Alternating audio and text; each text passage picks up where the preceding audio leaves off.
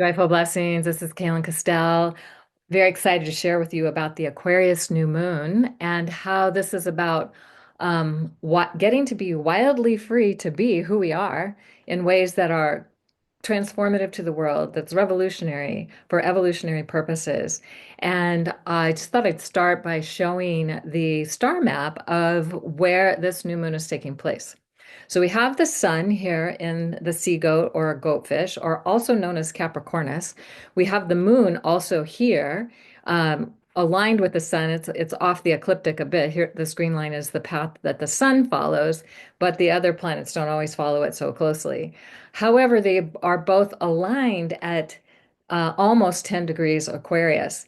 And so interesting to recognize that it's an Aquarius new moon in the seasonal sign of Aquarius, meaning we've gone past the 30 days from the December solstice, and we are now into several days of the Aquarius solar season that we experience on the Earth. And well, I'll share more about this as we go, actually, the idea of how the seasonal signs are moving through the constellations, and that's why evolution takes place over time. Anyway, other thing to note is how Pluto and Mercury are very close together. Within really, Pluto's almost 2 degrees Aquarius, and Mercury's just 2 degrees Aquarius. So they're pretty conjunct, and this is going to be part of what's shining a light on the shadow and also how we are empowering our messages. But let's start with what I've been really loving to tune into what Jamie Sams has to say from the 13 original clan mothers. And she refers to the first moon cycle of the year, or the January new moon, as talks with relations. And so she's done poems for each of these, and they really sum up the energy that is associated with this moon. So, Mother of Nature talks with her kin. Stone person, wildflower, and wolf are her friend. Weaving the rhythms of the seasons, she rides the waves of change, opening her heart with gladness, a shelter from hunger and pain. Guardian of the needs of the earth, making relatives great and small. Mother, I see you in dewdrop. I hear you in the eagle's call. And I love this image with the eagles and the stones and the animals. And so these are some energies that are infused into this new moon, the first new moon of 2025. So if this is something that's like a calling or an invocation to those energies, if that feels aligned for you. Now, it's also the beginning of the Chinese New Year, because it is always happening that the Chinese New Year begins with the Aquarius new moon. So 2025 is the year of the snake, and the year of the snake is symbolizing regeneration, renewal, transformation, and wisdom, offering opportunities for personal growth and change. So this is also infused into this new moon energy, and something for us to celebrate and to intend, to put our attention on and to intend as we move into the Chinese year of the snake. Now, what I want to share is more about how the seasonal signs are not the same as the constellations. They are completely different. What the seasonal signs represent our seasonal experience. And so in Aquarius, when we get to the season of Aquarius, the days are lengthening. And some would say the seeds that have been planted are now stirring and beginning to break open. And when those seeds break open, that's a revolutionary energy, because now growth can happen in a way that wasn't possible before when the seed was completely closed up. So the season of Aquarius begins around January 19th when the moon moves into the seasonal sign of Aquarius, and it ends around February 18th. However, the sun moves into the constellation of Capricornus, also known as the sea goat or the goatfish, on January 21st, and is traveling through this constellation until February 16th. So it enters around 2 degrees of the seasonal sign of Aquarius, and it leaves around 28 degrees of the seasonal sign of Aquarius. So what this tells us is that the goatfish Capricornus, the sea goat, is influencing or adding its essence to the season of Aquarius. And if we think about the sea goat constellation, it really is symbolic of the elements of earth, the goat on the earth, an embodiment, and then water, the sea, and the energy of feelings. So if we're thinking about the Aquarian energy, which isn't really about embodiment and feelings, it's more about expansion of consciousness. And these things coming together is such a remarkable happening at this time when we are experiencing the shift from one great age to another, one 26,000 year cycle to another 26,000 year cycle. So we could imagine then that the sign of Aquarius is being infused with earthly embodied practicality, guided by the power of having the freedom, very much associated with Aquarius, to feel our feelings in safe, supportive ways that doesn't do harm to others. So these are some things that we can start tuning into. And honestly, I will say that whatever we decide is true in our reality becomes true in our reality. So, however we choose to look at the mysteries will become true in our reality.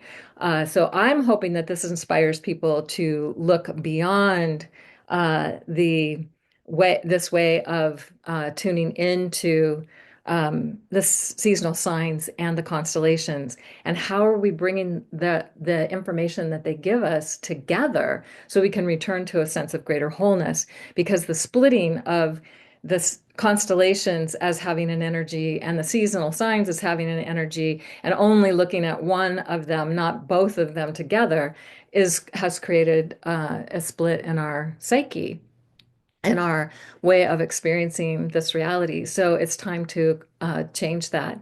So the other thing to know is that the constellation called Capricornus is connected to Cornucopia. And in fact, this constellation looks like a cornucopia, as you can see here. This cornucopia has a very similar uh, way of showing itself as the constellation. And the cornucopia is the horn of plenty, representing all good things in overflowing, infinite abundance that can never be exhausted. It is just so amazing. Like that, this new moon happening in this constellation is the revolutionary energy needed to how do we create a reality where all good things and overflowing infinite abundance can never be exhausted is our everyday reality and experience. That's just the question I'm being with as we tune into this. So so a little bit more about how we can look at this from the sky map perspective and also the chart perspective. And you can see here's the new moon, and you can see here's Mercury and Pluto. And again, they're somewhat close to this new moon. So their influence is here to inspire us. And Mercury is the messenger, and Pluto is about shining a light on the shadows so that it can be transmuted and transformed. It's all about the alchemy. So putting Mercury and Pluto together, we could imagine that there's a possibility of great alchemy that is happening during this new moon. So Mercury and Pluto haven't quite entered the goatfish yet. Well, actually, I think they just did, because 2 degrees is like it's right here in the head of the goatfish. So they're just entering the sea goat, and then Pluto will be traveling through this for like the next 20 years, and then Mercury will go through in a few days, 2 weeks to 3 weeks, something like that. It goes pretty fast. So we have the sea goat, we have the water bearer here, where Saturn at 17 Pisces is in the water bearer, not in the fish, not in Pisces, as in the constellation of Pisces. So again, we're seeing how there's a difference between the seasonal signs and the constellations. But interestingly, Neptune and the Venus and the North Node are all in the head of the fish, because those are the end degrees. I think it's right around somewhere right around the head of the fish where the equinox point is rising into the sky these days. So the zero Aries point marking the balance of day and night, the equinox, equal day and night, is right about here, So, and the fish constellation has been for the last over 2,000 years. So, a story for another time. But something else is to note that Pluto and Mercury being around 2 degrees Aquarius is with the Bohemian star. Now, the Bohemian stars are the magical stars of the ancient alchemists, and that it's the star called Altair. And that's in the Eagle constellation, also known as Aquila, Aquila the Eagle. And this star is part of the Summer Triangle, and you can see the Summer Triangle over here. Altair is part of that, Vega is part of that, Deneb in Cygnus the Swan is part of that. Altair's at 2 Aquarius, Vega's at 16 Capricorn, and Cygnus is at 6 Pisces. So, but they create this triangle of energy, and I got the have an amazing experience of looking at this summer triangle as a stellar triangle of our divine destiny in a class that we did in My Star Alchemy.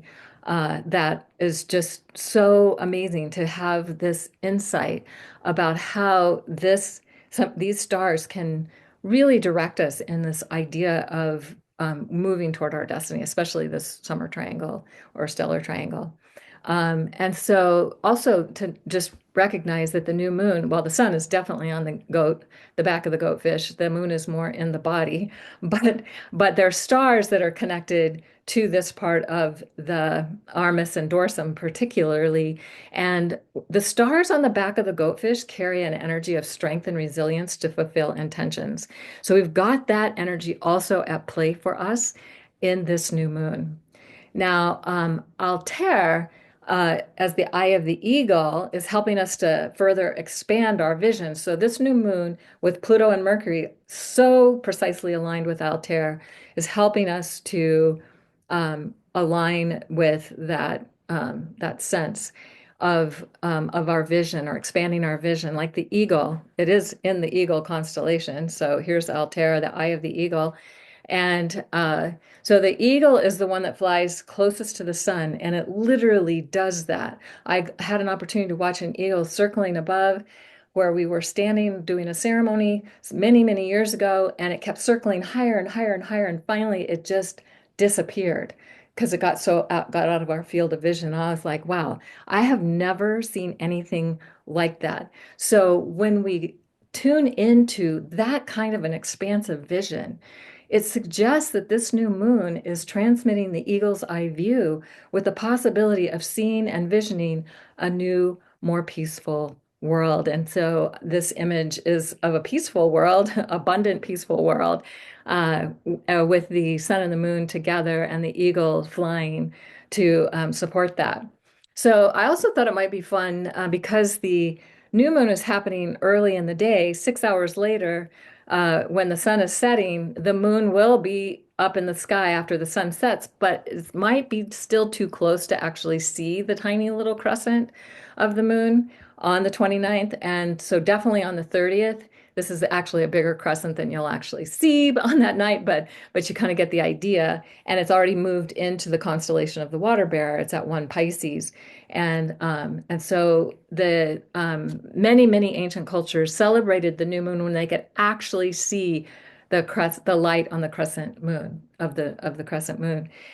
So some might think that it's more on the 30th than the 29th. We've had a practice of celebrating these things.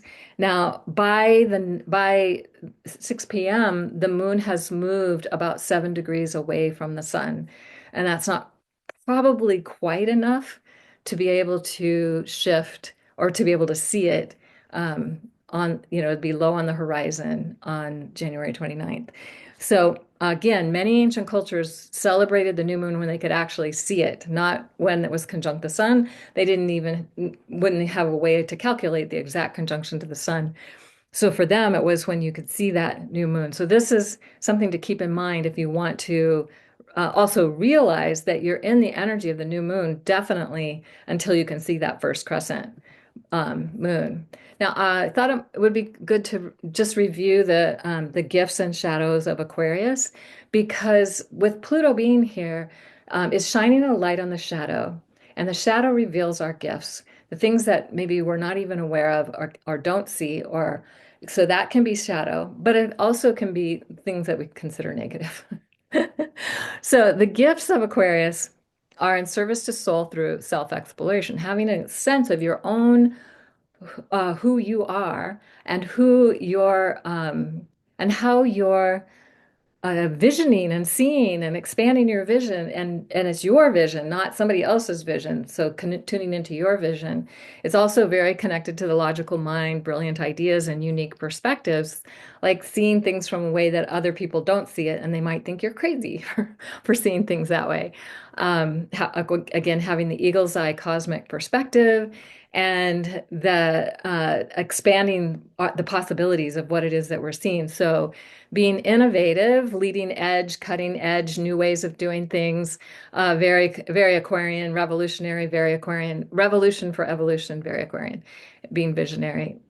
So from seeing the big picture and all the pieces of the puzzle before they're in place. So it's like having this expanded view of how it all fits together, and then hopefully being able to inspire others to uh, see that vision.